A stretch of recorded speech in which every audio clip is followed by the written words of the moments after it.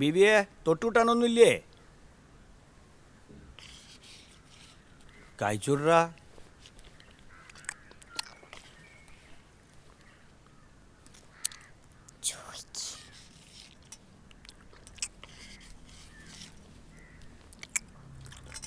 നോക്കിയെന്ന് അക്കുന് 25 വയസ്സ് വേണമല്ലോ. ഓനിപ്പോ എന്തിനാ കായ്? ഓനിക്ക് മസാലടി വാങ്ങാനാ. മൊയിലാർ ഇന്നലെ കുറച്ച് പൈസ ഒന്നുകൊണ്ടാ ഇപ്പം കഞ്ഞി കുടിക്കണേ. അത് ഓർമ്മ വേണം. ആ കുപ്പായത്തിൻ്റെ കീശയിലുണ്ട്, എടുത്തു കൊടുക്ക്. ഓൻ്റെ ഒരു മസാലടി.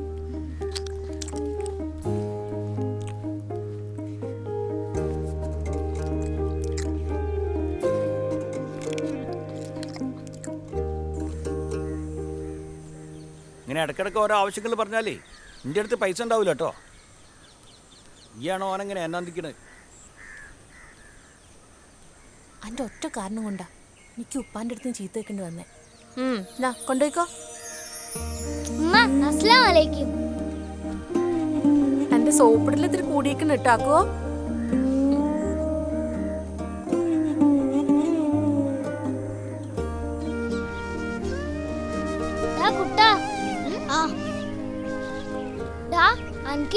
എനിക്ക് കിട്ടി. അനക്കോ?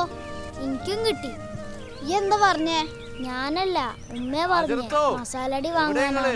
ഈ എന്താ പറഞ്ഞേ? ഞാൻ പറഞ്ഞ സ്റ്റാമ്പ് മേടിക്കാനാണ്. മോനെ, കളവ് പറഞ്ഞാലേ ഈ ബിലീസിന്റെ നരകത്തി പോണ്ടി വരും.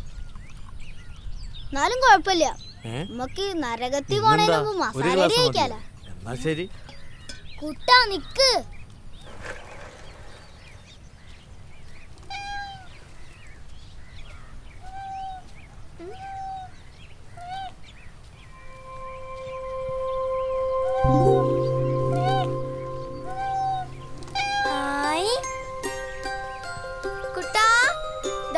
പൂച്ചക്കുട്ടികള്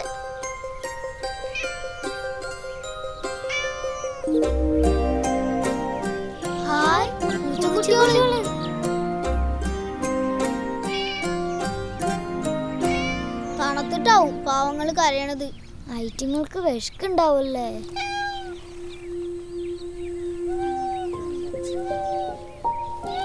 കാലിത്തീറ്റൊക്കെ എന്താ വില? ഞാൻ ഇപ്പൊ വരാട്ടാ.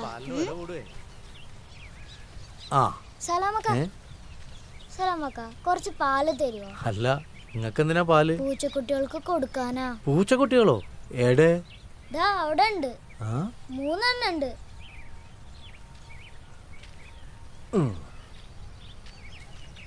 ഈ നടന്നോ?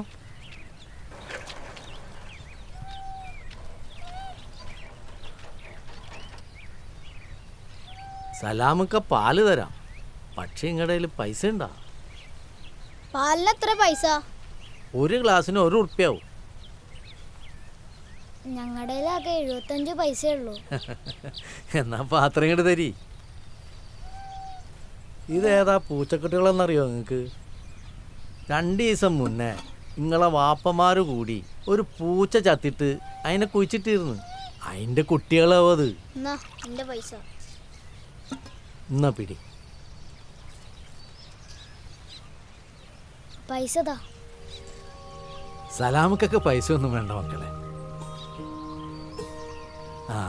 എനിക്ക് വരെ തോന്നാത്ത കാര്യങ്ങളാണ് നിങ്ങളിപ്പോ ചെയ്തത്.